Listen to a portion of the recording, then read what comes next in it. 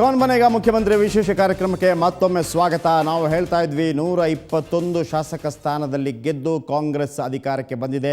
113 magic figure, ಬಹುಮತಕ್ಕೆ ಬೇಕಿರುವಂಥ magic figure ಏನಿದೆ ಅದನ್ನು ಕೂಡ ದಾಟಿ ಮುಂದೆ ಬಂದಿದೆ. ಯಾರ ಅಗತ್ಯವಿಲ್ಲ, KJP ಅಗತ್ಯ ಇಲ್ಲ, BSR ಅಗತ್ಯವಿಲ್ಲ, ಜೊತೆಗೆ ಪಕ್ಷೇತರ ಅಗತ್ಯ ಕೂಡ ಇಲ್ಲ. ಸ್ವತಂತ್ರವಾಗಿ ಸರ್ಕಾರವನ್ನು ರಚನೆ ಮಾಡ್ಬೋದು. ನಾಳೆ ಕಾಂಗ್ರೆಸ್ ಪಕ್ಷದ ಶಾಸಕಾಂಗ ಪಕ್ಷದ ಸಭೆ ನಡೆಯುತ್ತೆ. ಜೊತೆಗೆ ಕೇಂದ್ರದಿಂದ ಹೈಕಮಾಂಡ್ನಿಂದ ಕೆಲವು ವೀಕ್ಷಕರು ಕೂಡ ಆಗಮಿಸ್ತಾರೆ. ಪ್ರತಿಯೋರ್ವ ಶಾಸಕರಲ್ಲಿ ಕೂಡ ಅಭಿಪ್ರಾಯವನ್ನು ಸಂಗ್ರಹ ಮಾಡ್ತಾರೆ, ಯಾರು ಮುಖ್ಯಮಂತ್ರಿ ಆಗಬೇಕು ಅನ್ನುವಂಥದ್ರ ಬಗ್ಗೆ. ಅದರ ಜೊತೆಗೆ ನಾವು ಈ ಸಂದರ್ಭದಲ್ಲಿ ಯಾರೆಲ್ಲ ಮುಖ್ಯಮಂತ್ರಿ ರೇಸ್ನಲ್ಲಿದ್ದಾರೆ ಅನ್ನುವಂಥ ಒಂದು ಲಿಸ್ಟನ್ನು ನಿಮ್ಮ ಮುಂದೆ ಇಟ್ವಿ. ಅವರ ಅರ್ಹತೆ, ಸಾಮರ್ಥ್ಯ, ಅವರ ಪಕ್ಷನಿಷ್ಠೆ ಎಲ್ಲದರ ಬಗ್ಗೆ ವಿವರವನ್ನು ನೀಡಿದ್ವಿ. RV ದೇಶಪಾಂಡೆ ಇರ್ಬೋದು, DK ಶಿವಕುಮಾರ್ ಇರ್ಬೋದು, ಶಾಮನೂರು ಶಿವಶಂಕರಪ್ಪ ಇರ್ಬೋದು, G ಪರಮೇಶ್ವರ್ ಇರ್ಬೋದು. ಇನ್ನು CM ಕುರ್ಚಿಗೆ ಅತೀ ಸಮೀಪದಲ್ಲಿರುವವರು ಇಬ್ಬರಿದ್ದಾರೆ. ಅವರು ಮೊದಲಿಗೆ ಮಲ್ಲಿಕಾರ್ಜುನ ಖರ್ಗೆ, ಕೇಂದ್ರ ಕಾರ್ಮಿಕ ಸಚಿವರು, ಕಾಂಗ್ರೆಸ್ ಮುಖಂಡರು. ರೇಸ್ನಲ್ಲಿ ಮಲ್ಲಿಕಾರ್ಜುನ ಖರ್ಗೆ ಇವರ ಅರ್ಹತೆ ಏನು? ಗೃಹ ಖಾತೆ, ಕೇಂದ್ರ ಸಚಿವರಾಗಿ ಅನುಭವ ಇದೆ. ಎಲ್ಲ ಖಾತೆಗಳಲ್ಲಿ ಕೂಡ ಕೆಲಸ ಮಾಡಿದಂಥ ಅನುಭವ ಇದೆ. 9 ಬಾರಿ ಗೆದ್ದು ಬಂದಂಥವರು ಮಲ್ಲಿಕಾರ್ಜುನ ಖರ್ಗೆ ಅವರು. ಸಿದ್ದರಾಮಯ್ಯ ಅವರಿಗೆ ವಿರೋಧ ಪಕ್ಷದ ನಾಯಕ ಸ್ಥಾನವನ್ನು ಬಿಟ್ಟುಕೊಡಲಿಕ್ಕಾಗಿ ಅವರು MP ಸ್ಥಾನಕ್ಕೆ ನಿಂತು ಕೇಂದ್ರದಲ್ಲಿ ಸಚಿವರಾದರು. ಕಾರ್ಮಿಕ ಸಚಿವರಾಗಿ ಸಾಕಷ್ಟು ಒಳ್ಳೆಯ ಹೆಸರನ್ನು ಗಳಿಸಿದ್ದಾರೆ, ಒಳ್ಳೆಯ ಕೆಲಸವನ್ನು ಮಾಡಿದ್ದಾರೆ. ಈ ಅರ್ಹತೆ ಖಂಡಿತವಾಗಲೂ ಒಳ್ಳೆಯ ಆಡಳಿತ ನೀಡುವಂಥ ಎಲ್ಲ ಅರ್ಹತೆ ಮಲ್ಲಿಕಾರ್ಜುನ ಖರ್ಗೆ ಅವರಿಗಿದೆ. ನೆಕ್ಸ್ಟ್ ಇನ್ನು ಮಲ್ಲಿಕಾರ್ಜುನ ಖರ್ಗೆ ಅವರ ಸಾಮರ್ಥ್ಯ, ಆಡಳಿತದ ಮೇಲೆ ಹಿಡಿತ ಸಾಧಿಸುವ ಛಾತಿ, ಅದು ಮೊದಲಿಂದಲೂ ಗೊತ್ತಿರುವಂಥದ್ದು. ಆಡಳಿತದ ಬಗ್ಗೆ ಹಿಡಿತ ಸಾಧಿಸುವಂಥ ಛಾತಿ ಇದೆ. ಯಾವುದೇ ಅಧಿಕಾರಿಗಳನ್ನು ಕೂಡ ಯಾವ ಅಧಿಕಾರಿಗಳಿಂದ ಯಾವ ರೀತಿ ಕೆಲಸ ತೆಗಿಸಬೇಕು ಅದು ಭಾಳ ಚೆನ್ನಾಗಿ ಗೊತ್ತಿದೆ ಮಲ್ಲಿಕಾರ್ಜುನ ಖರ್ಗೆ ಅವರಿಗೆ. ಅದನ್ನು ಎಲ್ಲ ರಾಜಕೀಯ ನಾಯಕರು ಕೂಡ ಒಪ್ಕೋತಾರೆ. ನೆಕ್ಸ್ಟ್ ಇನ್ನು ಮಲ್ಲಿಕಾರ್ಜುನ ಖರ್ಗೆ ಅವರ ವರ್ಚಸ್ಸು, ರಾಜ್ಯದ ಅತ್ಯಂತ ಹಿರಿಯ ದಲಿತ ನಾಯಕರಲ್ಲಿ ಒಬ್ಬರು. ಕೇಂದ್ರ ಸಚಿವರಾಗಿದ್ದಂಥ ಸಂದರ್ಭದಲ್ಲೂ ಕೂಡ ಇಲ್ಲಿ ಸಿದ್ದರಾಮಯ್ಯ ಅವರು ವಿರೋಧ ಪಕ್ಷದ ನಾಯಕರಾಗಿದ್ದಂಥ ಸಂದರ್ಭದಲ್ಲೂ ಕೂಡ ಇಲ್ಲಿ ಡಾಕ್ಟರ್ G ಪರಮೇಶ್ವರ್ ಅವರು KPCC ಅಧ್ಯಕ್ಷರಾಗಿದ್ದಂಥ ಸಂದರ್ಭದಲ್ಲೂ ಕೂಡ ಇಡೀ ರಾಜ್ಯದ ಮೇಲೆ, ಕಾಂಗ್ರೆಸ್ನ ಮೇಲೆ ಒಂದು ಹಿಡಿತ ಸಾಧಿಸುವಂಥ ಎಲ್ಲ ತಾಕತ್ತು ಮಲ್ಲಿಕಾರ್ಜುನ ಖರ್ಗೆ ಅವರಿಗೆ ಇತ್ತು. ಯಾವ ಕಾರಣಕ್ಕೂ ಅವರು ರಾಜ್ಯವನ್ನು ಬಿಟ್ಟು ಕೇವಲ ಕೇಂದ್ರದಲ್ಲಿ ಮಾತ್ರ ಆಸಕ್ತಿ ತೋರಿಸುವಂಥ ಯಾವುದೇ ಪ್ರಯತ್ನವನ್ನು ಮಾಡಲಿಲ್ಲ. ಅವರು ಎರಡೂ ಕಡೆ ಸಮ ರೀತಿಯಲ್ಲಿ ಒಂದು ಶಕ್ತಿಯನ್ನು ಪ್ರದರ್ಶಿಸಿದರು ಅಂತ ಹೇಳ್ಬೋದು. ಇಡೀ ಒಂದು ಕಾಂಗ್ರೆಸ್ಸನ್ನು ತಮ್ಮ ಒಂದು ಹದ್ದುಬಸ್ತಿನಲ್ಲಿಡುವಂಥ ಪ್ರಯತ್ನಗಳು, ಆಮೇಲೆ ಅದರಲ್ಲಿ ಯಶಸ್ವಿ ಕೂಡ ಅವರು ಆಗಿದ್ದಾರೆ, ಆಗ್ತಾನೂ ಇದ್ದಾರೆ. ಅದು ಖಂಡಿತವಾಗಲೂ ಕಂಡು ಬಂದಿದೆ. ವಿಶೇಷವಾಗಿ 371ನೇ ಕಲಂಗೆ ತಿದ್ದುಪಡಿ ತಂದು ವಿಶೇಷವಾಗಿ ಹೈದರಾಬಾದ್ ಕರ್ನಾಟಕದ ಭಾಗದ ಜನರಿಗೆ ಒಂದು ಒಳ್ಳೆಯ ಸಂತೋಷದ ಸುದ್ದಿಯನ್ನು ತಂದುಕೊಟ್ಟವರು ಕೂಡ ಮಲ್ಲಿಕಾರ್ಜುನ ಖರ್ಗೆ ಅವರು. ಅದನ್ನು ಎಲೆಕ್ಷನ್ ಟೈಮಲ್ಲಿ ಎನ್ಕ್ಯಾಶ್ ಮಾಡಿಕೊಂಡವರು ಕೂಡ ಮಲ್ಲಿಕಾರ್ಜುನ ಖರ್ಗೆ ಅವರು. ಸ್ವತಃ ಅವರ ಪುತ್ರ ಪ್ರಿಯಾಂಕ್ ಖರ್ಗೆಯನ್ನು ಕೂಡ ಈ ಬಾರಿ ಗೆಲ್ಲಿಸಿಕೊಟ್ಟಿದ್ದಾರೆ. ಕಳೆದ ಬಾರಿ ಉಪಚುನಾವಣೆ ನಡೆದಿತ್ತು, ಆ ಬಾರಿ ಅವರಿಗೆ ಅಲ್ಲಿ ತಮ್ಮ ಪುತ್ರನ ಗೆಲ್ಲಿಸ್ಕೊಳ್ಳೋದಕ್ಕಾಗಲಿಲ್ಲ. ಈ ಬಾರಿ ತಮ್ಮ ಪುತ್ರನನ್ನು ಗೆಲ್ಲಿಸಿಕೊಟ್ಟಿದ್ದಾರೆ. ಅಷ್ಟು ಮಾತ್ರವಲ್ಲ, ಟಿಕೆಟ್ ಹಂಚಿಕೆ ವಿಚಾರದಲ್ಲೂ ಕೂಡ ಸಾಕಷ್ಟು ಪ್ರಭಾವ ಅವರು ಬಳಸಿದ್ದಾರೆ. ಅದು ಸಾರ್ಥಕ್ಯ ಕೂಡ ಕಂಡಿದೆ. ಕಳೆದ ಬಾರಿಯೇ ಅವರು ಒಂದು ರೀತಿಯಲ್ಲಿ ಅವರ ಅಧ್ಯಕ್ಷತೆಯಲ್ಲಿ 80 ಸ್ಥಾನಗಳನ್ನು ಕಾಂಗ್ರೆಸ್ ಗೆದ್ದಿತ್ತು. ಒಂದು ಲೆಕ್ಕಾಚಾರ ನಡೆದಿತ್ತು, ಕಾಂಗ್ರೆಸ್ ಹಾಗೂ JDS ಮೈತ್ರಿ ಸರ್ಕಾರ ಆಗಬಹುದು ಅನ್ನುವಂಥದ್ದು. 80 ಕಾಂಗ್ರೆಸ್ಗೆ, 40 JDSಗೆ ಬಂದರೆ ಸರ್ಕಾರ ಆಗುತ್ತೆ, ತಾನು ಮುಖ್ಯಮಂತ್ರಿ ಆಗ್ತೇನೆ ಅನ್ನುವಂಥ ಒಂದು ರಾಜಕೀಯ ತಂತ್ರಗಾರಿಕೆ ಅವರಲ್ಲಿತ್ತು. ದುರದೃಷ್ಟವಶಾತ್ 40 ಸ್ಥಾನಗಳನ್ನು JDS ಆ ಸಂದರ್ಭದಲ್ಲಿ ಪಡೆಯಲಿಲ್ಲ, ಈ ಸಂದರ್ಭದಲ್ಲಿ ಪಡೆಯಿತು. ನೆಕ್ಸ್ಟ್ ಇನ್ನು ಮಲ್ಲಿಕಾರ್ಜುನ ಖರ್ಗೆ ಅವರ ವ್ಯಕ್ತಿತ್ವ, ಜನರೊಂದಿಗೆ ಉತ್ತಮ ಬಾಂಧವ್ಯ, ಖಂಡಿತವಾಗಲೂ ಹೈಫೈ ಸಂಸ್ಕೃತಿ ಇಲ್ಲ. ಬುದ್ಧನ ದೊಡ್ಡ ಫಾಲೋವರ್ ಅವರು. ಬುದ್ಧ ಮತ್ತು ಪುಸ್ತಕ ಇದು ಬಿಟ್ಟರೆ ಅವರ ಮನೆಯಲ್ಲಿ ಬೇರೆ ಏನು ಕಾಣೋದಿಲ್ಲ. ಇಂಥ ವ್ಯಕ್ತಿತ್ವ, ಜನರೊಂದಿಗೆ ಉತ್ತಮ ಬಾಂಧವ್ಯ, ಭಾಳ ಚೆನ್ನಾಗಿ ಮಾತಾಡಿಸ್ತಾರೆ. ಎಲ್ಲ ಶಾಸಕರನ್ನು ಕೂಡ ಗಣನೆಗೆ ತೆಗೆದುಕೊಂಡು ಎಲ್ಲರೊಂದಿಗೆ ಉತ್ತಮ ಬಾಂಧವ್ಯವನ್ನು ಹೊಂದಿರ್ತಾರೆ. ಕಾಂಗ್ರೆಸ್ನ ಎಲ್ಲ ನಾಯಕರೊಂದಿಗೆ ಕೂಡ ಉತ್ತಮ ಬಾಂಧವ್ಯ, ವಿಶೇಷವಾಗಿ ಹೈಕಮಾಂಡ್ ಜೊತೆ ಒಳ್ಳೆ ಬಾಂಧವ್ಯ ಹೊಂದಿದ್ದಾರೆ ಮಲ್ಲಿಕಾರ್ಜುನ ಖರ್ಗೆ. ಇದು ಇವರ ವ್ಯಕ್ತಿತ್ವ. ನೆಕ್ಸ್ಟ್ ಪಾಯಿಂಟ್ ನೀವು ನೋಡಬೇಕು ಅಂತಿದ್ರೆ ಶಾಸಕರ ಒಲವು. ಪಕ್ಷದ ಹಿರಿಯ ನಾಯಕ, ಶಾಸಕರ ಬೆಂಬಲ ಸಿಕ್ಕಬಹುದು. ಅದಕ್ಕಿಂತ ಹೆಚ್ಚಾಗಿ ಶಾಸಕರನ್ನು ಹಿಡಿದಿಟ್ಟುಕೊಳ್ಳುವಂಥ ಛಾತಿ ಅವರಿಗಿದೆ. ಈ ಬಾರಿ ಟಿಕೆಟ್ ಹಂಚಿಕೆಯಾಗುವಾಗಲೇ ಎಷ್ಟೆಷ್ಟು ಶಾಸಕರು ತಮಗೆ ಬೇಕಾಗತ್ತೆ ಅಂಥವರಿಗೆ ಟಿಕೆಟ್ ಕೊಡಿಸುವಂಥ ಎಲ್ಲ ತಾಕತ್ತನ್ನು ಅವರು ಪ್ರದರ್ಶಿಸಿದ್ದಾರೆ. ಅದರಲ್ಲಿ ಯಶಸ್ವಿಯಾಗಿದ್ದಾರೆ ಕೂಡ. ಜೊತೆಗೆ ಹೈದರಾಬಾದ್ ಕರ್ನಾಟಕದಲ್ಲಿ ಎಲ್ಲ ಶಾಸಕರ ಒಲವನ್ನು ಗಳಿಸ್ಕೊಳ್ಳೋದ್ರಲ್ಲಿ ಭಾಳ ಪ್ರಮುಖರು ಗಳಿಸ್ಕೊಳ್ಳೋದ್ರಲ್ಲಿ ಎರಡು ಮಾತಿಲ್ಲ. ಜೊತೆಗೆ ದಲಿತ ನಾಯಕರು ಇವರು ಇಲ್ಲಿ ತನಕ ಕಾಂಗ್ರೆಸ್ನ ಇತಿಹಾಸದಲ್ಲಿ ವಿಶೇಷವಾಗಿ ಕರ್ನಾಟಕದಲ್ಲಿ ದಲಿತ ನಾಯಕ ಮುಖ್ಯಮಂತ್ರಿ ಆಗಿಲ್ಲ. ಹಾಗಾಗಿ ಶಾಸಕರ ಒಲವು, ಹೈಕಮಾಂಡ್ ಒಲವು ಹೆಚ್ಚಾಗಿ ಮಲ್ಲಿಕಾರ್ಜುನ ಖರ್ಗೆ ಅವರ ಮೇಲೆ ಬೀಳುವಂಥ ಚಾನ್ಸಸ್ ಬಹಳ ಇದೆ.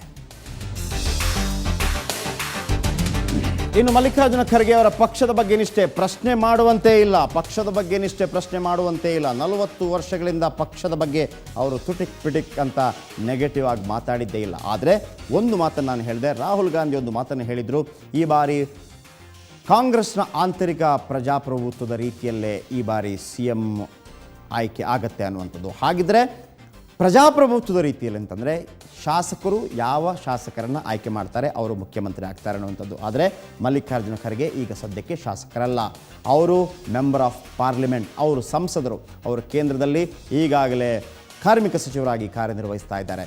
ಶಾಸಕರಿಲ್ಲಿದ್ದಾರೆ, ಶಾಸಕರೇ ತಮ್ಮ ನಾಯಕರನ್ನು ಆಯ್ಕೆ ಮಾಡಿಕೊಳ್ಬೇಕು. ದುತ್ತನೆ ಕೇಂದ್ರದಿಂದ ತಂದು ಇಲ್ಲಿ ಇವರನ್ನು ಪ್ರತಿಷ್ಠಾಪಿಸ್ತಾರಾ? ಈ ಪ್ರಶ್ನೆಗಳು ಉದ್ಭವ ಆಗ್ತಾ ಇದೆ. ಅದೇನೇ ಇರಲಿ, ಇಡೀ ಜನ ಏನು ಹೇಳ್ತಾರೆ ಮಲ್ಲಿಕಾರ್ಜುನ ಖರ್ಗೆ ಅವರು ಮುಖ್ಯಮಂತ್ರಿ ಆಗೋದ್ರ ಬಗ್ಗೆ, ಜೊತೆಗೆ ಅದಕ್ಕಿಂತ ಮೊದಲು ಸ್ವತಃ ಮಲ್ಲಿಕಾರ್ಜುನ ಖರ್ಗೆ ಏನು ಹೇಳ್ತಾರೆ ಬನ್ನಿ ಕೇಳೋಣ. ನೀವು ಮುಖ್ಯಮಂತ್ರಿ ಸ್ಥಾನದ ಆಕಾಂಕ್ಷಿ ಹೌದಾ ಅಲ್ವಾ? ನಮ್ಮ ಪಕ್ಷದ ಪದ್ಧತಿ 41 ವರ್ಷದಿಂದ ನಾನು ಸ್ವತಃ ನೋಡ್ತಾ ಇದ್ದೇನೆ. ಇಲ್ಲಿ ಯಾವಾಗಲೂ ಕೂಡ ಹೈಕಮಾಂಡ್ದವ್ರು ಬಂದು, ಕಾಂಗ್ರೆಸ್ ಪಕ್ಷದ ಹಿರಿಯ ನಾಯಕರು ಬಂದು ಇಲ್ಲೆಲ್ಲ ನೋಡಿಕೊಂಡು ಅಭಿಪ್ರಾಯ ಸಂಗ್ರಹಿಸಿ ತದನಂತರ ಪಾರ್ಲಿಮೆಂಟರಿ ಬೋರ್ಡ್ ಮುಂದೆ ಮತ್ತು AICC ಅಧ್ಯಕ್ಷರು ಮತ್ತು ನಮ್ಮ ಹಿರಿಯ ನಾಯಕರು ನಿರ್ಣಯ ತಗೊಳ್ತಾರೆ. ಅವರು ಏನು ನಿರ್ಣಯ ತೆಗೆದುಕೊಳ್ತಾರೋ ಇಲ್ಲಿನ ಅಭಿಪ್ರಾಯದ ಮೇರೆಗೆ ಮುಂದಿನ ಕ್ರಮವನ್ನು ಜರುಗಿಸ್ತಾರೆ. ಸರಿಸುಮಾರು 40 ವರ್ಷಗಳಿಂದ ಪಕ್ಷಕ್ಕಾಗಿ ದುಡಿದಿದ್ದೀರಿ ಖರ್ಗೆ ಅವರೇ. ನಿಮಗೆ ಈಗಾಗಲೇ ಕೇಂದ್ರ ಸಚಿವರಾಗಿ ಕಾರ್ಯನಿರ್ವಹಿಸಿದ್ದೀರಿ. ರಾಜ್ಯದಲ್ಲೂ ಕೂಡ ಹಲವಾರು ಪ್ರಮುಖ ಖಾತೆಗಳನ್ನ ನಿರ್ವಹಣೆ ಮಾಡಿದ್ದೀರಿ. ಮುಖ್ಯಮಂತ್ರಿ ಆಗುವಂತಹ ಸಾಮರ್ಥ್ಯ ಹಾಗೂ ಆತ್ಮವಿಶ್ವಾಸ ನಿಮಗಿದೆಯಾ? ಇದು ನೀವು ತಿರುಗಿ ಮುರುಗಿ ಯಾವ ಪ್ರಶ್ನೆ ಕೇಳಿದ್ರೆ ನಂದು ಉತ್ತರ ಹಿಂಗೆ. ನಾನು ಅರ್ಹರು ಇರದೇ ಹೋಗಿದ್ರೆ 20 ವರ್ಷ ಮಂತ್ರಿ ಇರ್ತಿದ್ದಿಲ್ಲ, 7 ವರ್ಷ ಅಪೋಸಿಷನ್ ಲೀಡರ್ ಇರ್ತಿದ್ದಿಲ್ಲ, 3.5 ವರ್ಷ KPCC ಅಧ್ಯಕ್ಷನಾಗಿರ್ತಿದ್ದಿಲ್ಲ, 4 ವರ್ಷ ಸೆಂಟ್ರಲ್ ಮಿನಿಸ್ಟರ್ ಆಗಿರ್ತಿದ್ದಿಲ್ಲ, 10 ಸಲ ಆರಿಸಿ ಬರ್ತಿದ್ದಿಲ್ಲ. ನಮ್ಮಲ್ಲೂ ಏನಾದರೂ ಒಳ್ಳೆಯ ಗುಣ ಇರಬೇಕು, ಅದಕ್ಕಾಗಿ ಜನ ನಮಗೆ 41 ವರ್ಷದಿಂದ ಆರಿಸ್ತರ್ತಾ ಇದ್ದಾರೆ. ಮಲ್ಲಿಕಾರ್ಜುನ ಖರ್ಗೆ ಅವರು ಯಾವ ರೀತಿ ಮಾತಾಡಿದರು ನೀವು ಕೂಡ ಕೇಳಿಸ್ಕೊಂಡ್ರೆ. ನಮ್ಮ ಪ್ರತಿನಿಧಿ ವೀರೇಂದ್ರ ಉಪ್ಪುಂದ ಅವ್ರ ಜೊತೆಗೆ ಮಾತುಕತೆ ಸಂದರ್ಭದಲ್ಲಿ ಖರ್ಗೆ ಅವರು ಹೇಳಿದಂಥ ಮಾತು. ಅದೇನೇ ಇರಲಿ, ಈ ಸಂದರ್ಭದಲ್ಲಿ ಎಷ್ಟು ಮಾರ್ಕ್ಸನ್ನು ಜನತೆ ಕೊಡ್ತಾರೆ ಮಲ್ಲಿಕಾರ್ಜುನ ಖರ್ಗೆ ಅವರು ಮುಖ್ಯಮಂತ್ರಿ ಆಗಬೇಕು ಅಂತಂದರೆ ಬನ್ನಿ ನೋಡೋಣ. ಎಸ್, ಮಲ್ಲಿಕಾರ್ಜುನ ಖರ್ಗೆ ಅವರಿಗೆ 10ರಲ್ಲಿ 9 ನಾನು ಹೇಳಿದೆ.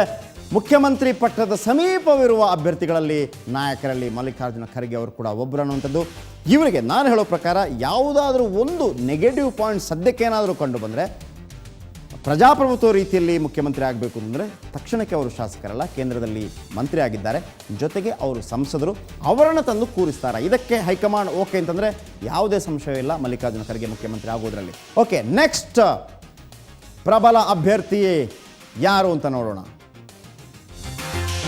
S, one and only Siddaramaiah. ಕೌನ್ ಬನೇಗಾ ಮುಖ್ಯಮಂತ್ರಿಯಲ್ಲಿ ಸಿದ್ದರಾಮಯ್ಯ ಅವರ ಅರ್ಹತೆ. ಹಣಕಾಸು ಸಚಿವರಾಗಿ DCM ಆಗಿ ಅನುಭವ, 7 ಬಾರಿ ಬಜೆಟ್ ಮಂಡಿಸಿದಂಥ ಕೀರ್ತಿ ಅವರ ಅರ್ಹತೆ. ಅಂದರೆ ಆರ್ಥಿಕ ಸಂಕಷ್ಟದಲ್ಲಿದ್ದಾಗ, ರಾಜ್ಯ ಸರ್ಕಾರ ಆರ್ಥಿಕ ಸಂಕಷ್ಟದಲ್ಲಿದ್ದಾಗ 7 ಬಾರಿ ಅವರು ಬಜೆಟ್ ಮಂಡಿಸಿ ಅದನ್ನು ಉತ್ತಮಗೊಳಿಸಿದಂಥ ಕೀರ್ತಿ ಸಿದ್ದರಾಮಯ್ಯ ಅವರಿಗೆ ಸಲ್ಲತ್ತೆ. ಇದು ಅವರ ಅರ್ಹತೆ. ಮುಖ್ಯಮಂತ್ರಿಗಿರುವಂಥ ಎಲ್ಲ ಅರ್ಹತೆ ಅವರಿಗಿದೆ. ನೆಕ್ಸ್ಟ್, ಇನ್ನು ಸಿದ್ದರಾಮಯ್ಯ ಅವರ ಸಾಮರ್ಥ್ಯ, ರಾಜ್ಯದ ಆರ್ಥಿಕ ಪರಿಸ್ಥಿತಿ ಬಗ್ಗೆ ಉತ್ತಮ ಜ್ಞಾನ. ನೀವು ನೋಡ್ಬೋದು, ವಿಧಾನಸೌಧದಲ್ಲಿ ಅವರು ಆರ್ಥಿಕ ಸ್ಥಿತಿಯ ಬಗ್ಗೆ ಮಾತನಾಡೋದಿದ್ರೆ ಅವರು ಅಧ್ಯಯನ ಮಾಡದೆ ಮಾತಾಡೋದಿಲ್ಲ. ಆಮೇಲೆ ಎಲ್ಲವನ್ನು ಕೂಡ ಯಾವುದೇ ಚೀಟಿ ಅಥವಾ ಒಂದು ಪೇಪರ್ಗಳಿಲ್ಲದೆ ನಿರರ್ಗಳವಾಗಿ ಬೈಹಾಟ್ ಮಾಡಿಕೊಂಡು ತಮ್ಮ ಜ್ಞಾನದಿಂದಲೇ ಮಾತಾಡ್ತಾರೆ. ಅದು ಎಲ್ರಿಗೂ ಗೊತ್ತಿರುವಂಥ ವಿಚಾರ. ಆರ್ಥಿಕ ಪರಿಸ್ಥಿತಿ ಬಗ್ಗೆ ಸಿದ್ದರಾಮಯ್ಯ ಏನಾದರೂ ಮಾತಾಡೋದಕ್ಕೆ ವಿಧಾನಸೌಧದ ಸದನದಲ್ಲಿ ನಿಂತ್ಕೊಂಡ್ರೆ ಯಾವೊಬ್ಬ ಆಡಳಿತ ಪಕ್ಷದ ಶಾಸಕ ಅಥವಾ ವಿರೋಧ ಪಕ್ಷದ ನಾಯಕ, ಶಾಸಕ ಯಾರು ಕೂಡ ತುಟಿಕ್ ಪಿಟಕ್ ಅನ್ನೋದಿಲ್ಲ. ಅಷ್ಟು ತಾಕತ್ತು, ಅಂಥ ಜ್ಞಾನ ಭಂಡಾರ ಆರ್ಥಿಕ ಪರಿಸ್ಥಿತಿಯ ಬಗ್ಗೆ ಸಿದ್ದರಾಮಯ್ಯ ಅವರಿಗಿದೆ. ನೆಕ್ಸ್ಟ್, ಇನ್ನು ವರ್ಚಸ್ಸು, ರಾಜ್ಯಾದ್ಯಂತ ವರ್ಚಸ್ಸು ಇರುವ ನಾಯಕರಲ್ಲಿ ಒಬ್ಬರು ಖಂಡಿತವಾಗಲೂ 320 ಕಿಲೋಮೀಟರ್ ಪಾದಯಾತ್ರೆ ಸಂದರ್ಭದಲ್ಲಿ ನಾನು ಕೂಡ ನೋಡಿದ್ದೆ. ಹಲವಾರು ನಾಯಕರಿದ್ದರು ಆ ಸಂದರ್ಭದಲ್ಲಿ. ಆದರೂ ಕೂಡ ಪ್ರತಿಯೋರ್ವ ವ್ಯಕ್ತಿ ಕೂಡ ಮರದಲ್ಲಿ ನಿಂತು, ಕೆಳಗಡೆ ನಿಂತು ಏನಿದ್ರು ಕೂಡ ಅವ್ರ ಹತ್ರ ನಾವು ಕೇಳ್ತಾ ಇದ್ವಿ, ಯಾರನ್ನು ನೋಡೋಕೆ ಬಂದಿದ್ರಿ? ಅವರು ಹೇಳ್ತಾ ಇದ್ರು, ಸಿದ್ದರಾಮಯ್ಯ ಅವರು ನೋಡೋಕೆ ಬಂದಿದ್ವಿ. ಆ ವರ್ಚಸ್ಸು ಖಂಡಿತವಾಗಲೂ ಸಿದ್ದರಾಮಯ್ಯ ಅವರಿಗಿದೆ. ನೆಕ್ಸ್ಟ್,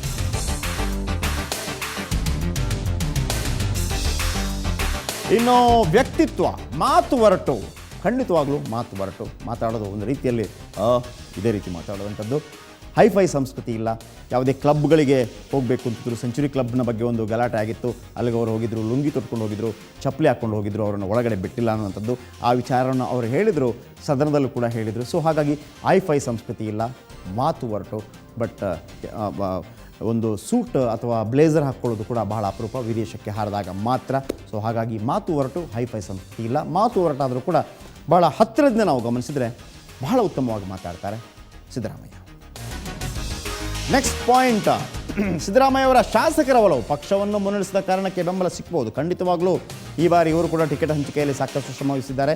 ಹಾಗೆಯೇ ಮೈಸೂರು ಭಾಗದಲ್ಲಿ ಇವರು ಪ್ರತಿನಿಧಿಸುವಂಥ ವರುಣ ಸುತ್ತಮುತ್ತ ಸಾಕಷ್ಟು ಸಂಖ್ಯೆಯಲ್ಲಿ ಕಾಂಗ್ರೆಸ್ ಆರಿಸಿ ಬಂದಿದೆ. ಹಾಗಾಗಿ ಎಲ್ಲ ಶಾಸಕರನ್ನು ಇಲ್ಲಿ ತನಕ ತಮ್ಮ ಜೊತೆ ಅವರು ಕಾಯ್ದುಕೊಂಡು ಬಂದಿದ್ದಾರೆ, ಅವ್ರ ಜೊತೆಗಿನ ಒಲವನ್ನು ಕಾಯ್ದುಕೊಂಡು ಬಂದಿದ್ದಾರೆ. ಸೊ ಹಾಗಾಗಿ ಪಕ್ಷವನ್ನು ಮುನ್ನಡೆಸಿದ ಕಾರಣಕ್ಕೆ ಬೆಂಬಲ ಸಿಗ್ಬೋದು. ಆ ಜನ ಬೆಂಬಲ ಜೊತೆಗೆ ಶಾಸಕರ ಬೆಂಬಲ ಖಂಡಿತವಾಗಲೂ ಸಿದ್ದರಾಮಯ್ಯ ಅವರಿಗಿದೆ. ನೆಕ್ಸ್ಟ್, ಇವರ ಬಗ್ಗೆ ಒಂದು ಲಾಸ್ಟ್ ಪಾಯಿಂಟ್, ಪಕ್ಷದ ಬಗ್ಗೆ ನಿಷ್ಠೆ. ವಲಸಿಗರಾದರೂ ಕಾಂಗ್ರೆಸ್ ಸಂಸ್ಕೃತಿಯನ್ನು ಒಪ್ಪಿಕೊಂಡಿದ್ದಾರೆ. ವಲಸಿಗರು ಒಂದು ಕೆಲವೇ ವರ್ಷಗಳ ಹಿಂದೆ ನಮ್ಗೆ ಗೊತ್ತು, ಚಾಮುಂಡೇಶ್ವರಿ ಉಪಚುನಾವಣೆ ಸಂದರ್ಭದಲ್ಲಿ ಅವರು JDSನಿಂದ ಹೊರಬಂದು ಉಪಚುನಾವಣೆಯಲ್ಲಿ ಕಾಂಗ್ರೆಸ್ನಿಂದ ಕೇವಲ 247 ಮತಗಳ ಅಂತರದಿಂದ ಗೆದ್ದು ವಿಧಾನಸಭೆ ಪ್ರವೇಶಿಸಿದ್ರು. ಈಗಲೂ ಹೇಳ್ತಾರೆ, ಯಾವ ಕಾರಣಕ್ಕೂ ಉಪಚುನಾವಣೆಯನ್ನು ನಿಲ್ಲೋದಿಲ್ಲ ಅನ್ನುವಂಥದ್ದು. ಜೊತೆಗೆ ಇದು ತನ್ನ ಕೊನೆಯ ಚುನಾವಣೆ ಅಂತ ಪದೇ ಪದೇ ಅವರು ಹೇಳ್ತಾ ಇದ್ದಾರೆ.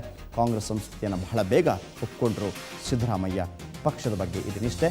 ಆದರೆ ಅವರು ಮೂಲ ನಿವಾಸಿಯಲ್ಲ, ವಲಸಿಗ ಅನ್ನೋದು ಕೂಡ ಇದ್ದೇ ಇದೆ.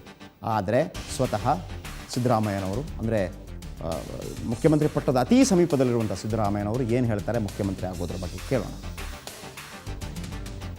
ಜನನೂ ನನ್ನ ಚೆನ್ನಾಗಿದ್ದಾರೆ, 120 ಜನ ನನ್ನ ಬಿಟ್ಟು.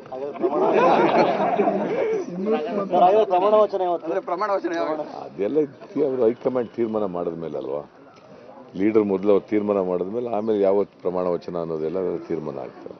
ಈಗ ಮುಖ್ಯಮಂತ್ರಿ ಯಾರು ಅನ್ನೋದನ್ನ ಹೈಕಮಾಂಡ್ನವರು ತೀರ್ಮಾನ ಮಾಡ್ತಾರೆ. ಅದನ್ನ ಈಗಾಗಲೇ ಅನೇಕ ಸಾರಿ ನಾವು ಹೇಳಿದ್ದೀವಿ. ಈಗ ಅದನ್ನೇ ಪದೇ ಪದೇ ಹೇಳೋದ್ರಿಂದ ಪ್ರಯೋಜನ ಇಲ್ಲ. ಇಲ್ಲಿ ಶಾಸಕಾಂಗ ಸಭೆ ಕರೆದ ಮೇಲೆ, ಶಾಸಕರ ಅಭಿಪ್ರಾಯ ಕೇಳಿದ ಮೇಲೆ ಅಬ್ಸರ್ವರ್ಸು ಹೈಕಮಾಂಡ್ ಜೊತೆ ಮಾತಾಡಿ ಆಮೇಲೆ ಹೈಕಮಾಂಡು ತೀರ್ಮಾನ ಮಾಡ್ತದೆ. ಆ ತೀರ್ಮಾನನ ಹೇಳ್ತಾರೆ ಯಾರು ಮುಂದಿನ ನಾಯಕ. ಓಕೆ, ಮಲ್ಲಿಕಾರ್ಜುನ ಖರ್ಗೆ ಅವರಿಗೆ 10ರಲ್ಲಿ 9 ಬಂದಿತ್ತು ಮಾರ್ಕ್ಸ್. ರಾಜ್ಯಾದ್ಯಂತ ಜನತೆ ಏನು ನಿರೀಕ್ಷೆ ಇಟ್ಕೊಂಡಿದ್ದಾರೆ ಸಿದ್ದರಾಮಯ್ಯ ಅವರ ಬಗ್ಗೆ, ಎಷ್ಟು ಮಾರ್ಕ್ಸ್ ಕೊಡ್ತಾರೆ 10ರಲ್ಲಿ ಬನ್ನಿ ನೋಡೋಣ.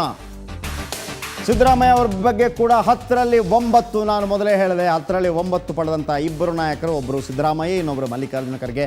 ವೆರಿ ಟಫ್ ಫೈಟ್ ಇದೆ. ನೋಡೋಣ ಯಾರನ್ನು ಆಯ್ಕೆ ಮಾಡ್ತಾರೆ ಅನ್ನೋಂಥದ್ದು. ಇದರ ಜೊತೆಗೆ ಕಾಂಗ್ರೆಸ್ ದುತ್ತನೆ ಯಾರನ್ನು ತಂದು ಮುಖ್ಯಮಂತ್ರಿ ಪಟ್ಟದಲ್ಲಿ ಕೂರಿಸಿಬಿಡಬಹುದು. ಕಾಂಗ್ರೆಸ್ನಲ್ಲಿ ಆ ಸಂಸ್ಕೃತಿ ಕೂಡ ಇದೆ. ಅಂಥ ಡಾರ್ಕ್ ಹಾರ್ಸ್ಗಳು ಯಾರೆಲ್ಲ ಇದ್ದಾರೆ ಬನ್ನಿ ಒಂದು ಸುತ್ತು ಅದರ ಬಗ್ಗೆ ಗಮನ ಹರಿಸೋಣ.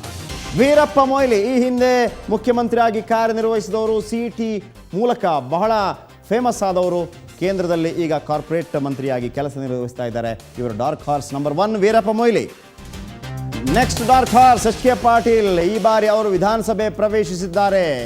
ಗದಗಿನಿಂದ ಚುನಾಯಿತರಾಗಿ ಬಂದಿದ್ದಾರೆ. ಇವರು ಕೂಡ ಕಾಂಗ್ರೆಸ್ನ ಕಟ್ಟಾಳು.